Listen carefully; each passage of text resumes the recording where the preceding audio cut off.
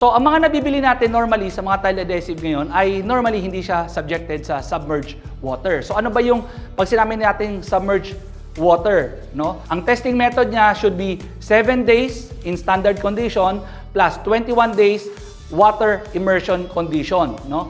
And then ipo-pull off niya, hihilahin niya. So, dapat yung addition strength ay dapat ay pumasok pa rin sa C2 or sa C1 kung C1 man yung binibili ninyo. Kapag porcelain ang tiles mo, so dapat pag sinubmerge mo siya ng water, dapat C2 pa rin siya kahit na submerge. Dahil sa water, nagkakaroon ng reaction sa addition, then bababa siya sa C2, eventually your tiles will pop out. What we did is we got a C2 rated na tile adhesive. Addition test results were 1.08 megapascal or 1.8 Newton per square millimeter.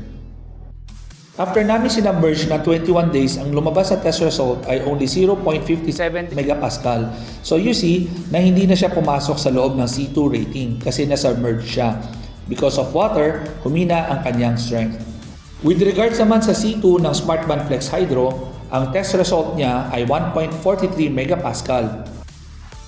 And then after subjecting it to water immersion test, ang result ay still 1.09 megapascal. Ang target lang natin ay 1 megapascal. So still beyond the requirement of EN 12004.